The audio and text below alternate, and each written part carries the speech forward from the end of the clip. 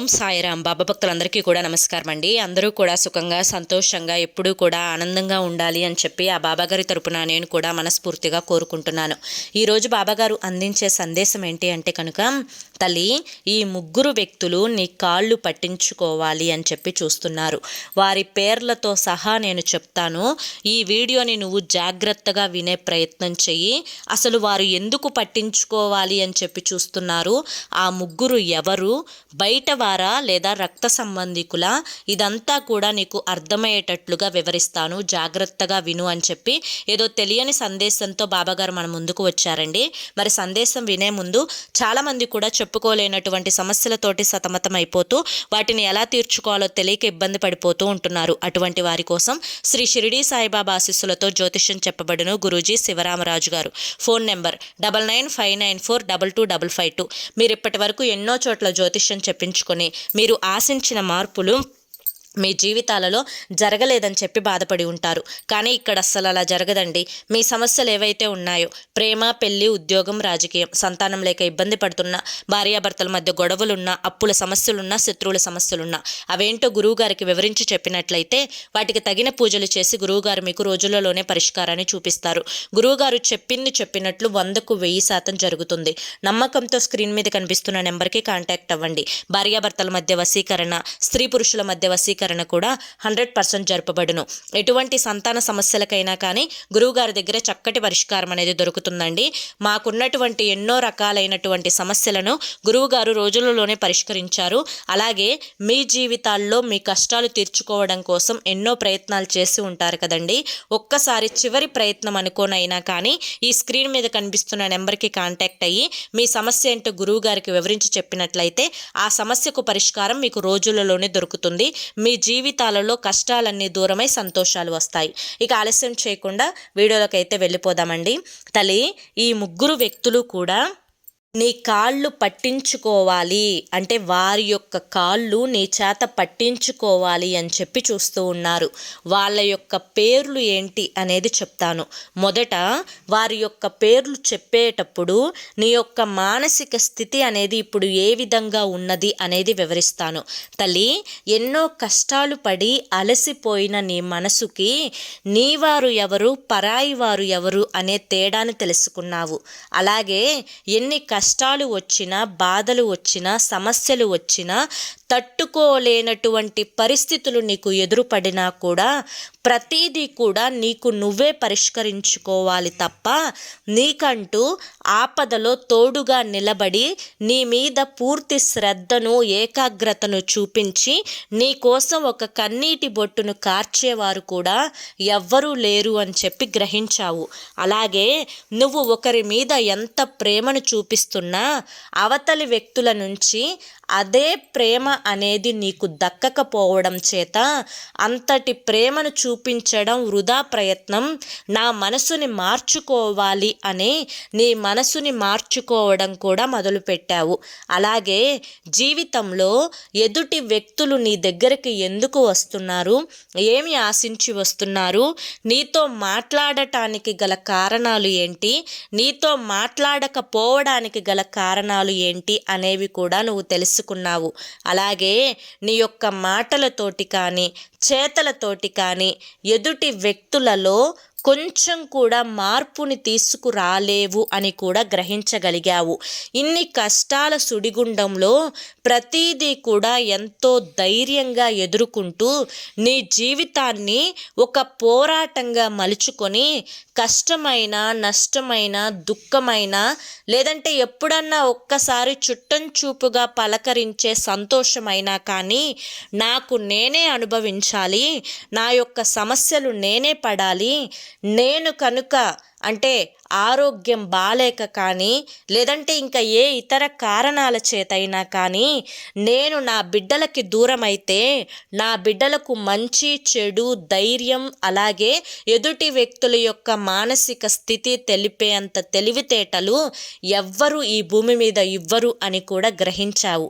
అయితే నీ యొక్క పట్టుదల, నీ యొక్క క్రమశిక్షణ, ఏదైనా కూడా సాధించాలి అనేటువంటి కసి, అలాగే ఎదుటి వ్యక్తులు నిన్ను ఎందుకు వాడుకుంటున్నారో తెలిసిన తర్వాత అప్పటి వరకు అదే వ్యక్తులను నీ ఇంటికి పిలుచుకొని మరి, లేదా ఆ వ్యక్తులు నీ దగ్గరికి వచ్చినా కూడా వారికి టీలు, కాఫీలు, టిఫిన్లు ఇచ్చి వారికి అంటే ఎటువంటి అతిథి మర్యాదలు చెయ్యాలో అటువంటి మర్యాదలన్నీ కూడా చేసిన తర్వాత వారి యొక్క పూర్తి మానసిక స్థితి అనేది నీకు అర్థమైన తర్వాత అప్పటి వరకు కూడా నీ యొక్క మంచి మనసు, ఎదుటి వ్యక్తులను నువ్వు గౌరవించే పద్ధతి, అంటే ఎదుటి వ్యక్తులను వెంటనే చురుక్కుమని చెప్పి ఒక మాట అని వారి యొక్క మనసుని నొప్పించేటువంటి మానసిక స్థితి నీది కాదు కాబట్టే నీతో ఇప్పటి వరకు కూడా ఇన్ని రకాలుగా వారు ఆడుకునే ప్రయత్నం చేశారు. అయితే ఇప్పుడు అన్నీ తెలుసుకున్న తర్వాత నీ వారు ఎవరు, పరాయి వారు ఎవరు, నీకు సహాయం చేసేవారు ఎవరు, నిన్ను వాడుకునేవారు ఎవరు, వారి యొక్క అవసరాల కోసం నీతోటి ఎప్పుడైనా కానీ మాట్లాడి వారి యొక్క అవసరాలు తీరిపోయిన తర్వాత నిన్ను వదిలేసేవారు ఎవరు అనేది నువ్వు పూర్తిగా గ్రహించుకున్న తర్వాత నువ్వు ఒంటరిగా బ్రతకడం నేర్చుకున్నావు. ఒంటరితనంలోనే సంతోషాన్ని వెతుక్కున్నావు, ఆనందాన్ని వెతుక్కున్నావు. మనసుకి బాధ కలిగినప్పుడు 4 గోడల మధ్య కన్నీటిని కార్చుకుంటూ నీకు నువ్వే ధైర్యాన్ని చెప్పుకుంటూ ఉన్నావు. కష్టమైన సుఖమైన కానీ నాకు నేనే నిలబడగలగాలి అనేటువంటి ఒక మోటివేషన్ అయితే నువ్వు తెచ్చుకోగలిగావు. ఇంతటి నీలో ధైర్యాన్ని చూసి ఈ 3 వ్యక్తులు ఎలాగైనా కానీ నీ చేత వారి యొక్క కాళ్ళు పట్టించుకోవాలి అని చెప్పి చూస్తున్నారు. ఆ వ్యక్తులలో మొదటి 2 వ్యక్తులు నీ యొక్క రక్త సంబంధికులు. ఈ యొక్క రక్త సంబంధికులు కేవలం రక్త సంబంధం అని ఒక్క మాట తప్ప వారు నీ చేత అనేక పనులు చేయించుకున్నారు. నీ చేత పనులు చేపించుకున్నందుకు కూడా నీకు ఏ విధమైనటువంటి బాధ కలగలేదు. కాకపోతే నీకు కలిగినటువంటి బాధ ఏంటి అంటే కనుక కష్టమైన, నష్టమైన, దుఃఖమైన, ఆపదలోనైనా ప్రతి దాంట్లో నేను అండగా నిలబడ్డాను, తోడుగా నిలబడ్డాను. నేను ఏ కష్టాన్ని ఎదుర్కోగలగటానికైనా కానీ వారికంటూ ఒక చేతిలో ఒక పనిని నేర్పించాను.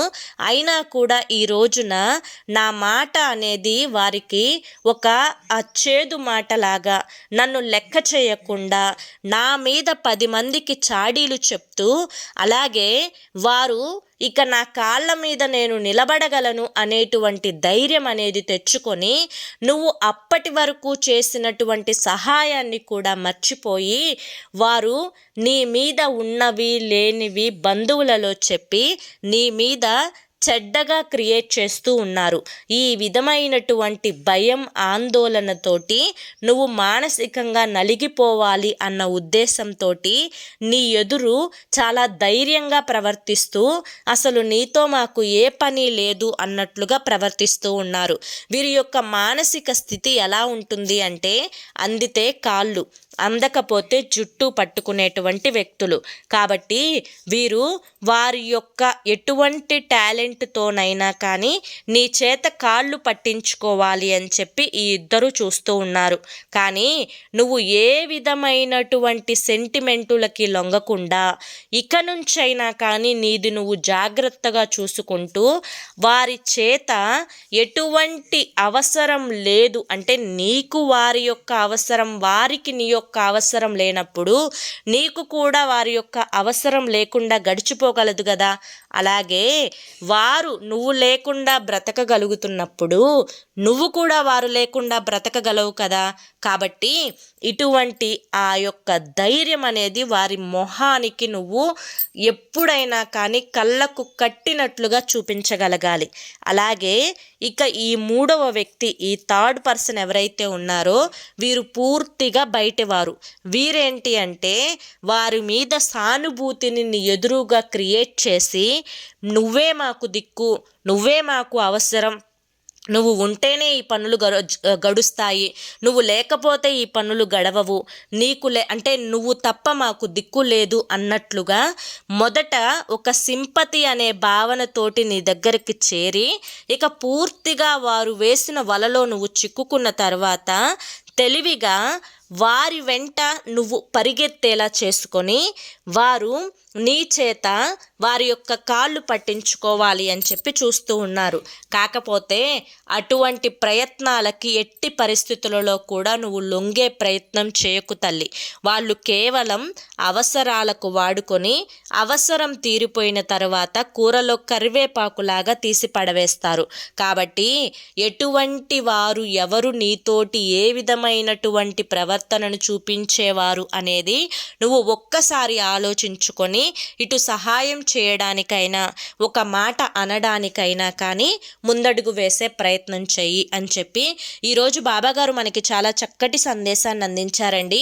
అలాగే ఆ ముగ్గురు వ్యక్తులు కూడా ఎవరో మీకు తెలియపరిచారు. మరి ఈ ముగ్గురు వ్యక్తులతోటి జాగ్రత్తగా ఉండమని కూడా హెచ్చరించారు, ఎక్కడా లొంగొద్దు అని కూడా చెప్పారు. మరి ఈ సందేశం మీ అందరికీ కూడా నచ్చింది, అర్థమైంది అని చెప్పి అనిపిస్తే ఈ వీడియోకి ఒక లైక్ ఇవ్వండి, హైప్ ఇవ్వండి. కింద కామెంట్ సెక్షన్లో ఓం సాయిరామ్ అని చెప్పి టైప్ చేయండి. మొదటిసారి ఛానల్లోకి వస్తే సబ్స్క్రైబ్ చేసుకుని సపోర్ట్ చేయండి. అలాగే మీకు ఎటువంటి సమస్యలు ఉన్నా కానీ స్క్రీన్ మీద కనిపిస్తున్న నెంబర్కి అయితే కాంటాక్ట్ అవ్వండి. సమస్యల నుంచి బయటపడి ఆనందంగా జీవితంలో ముందడుగు వేయండి. ఓం సాయిరామ్.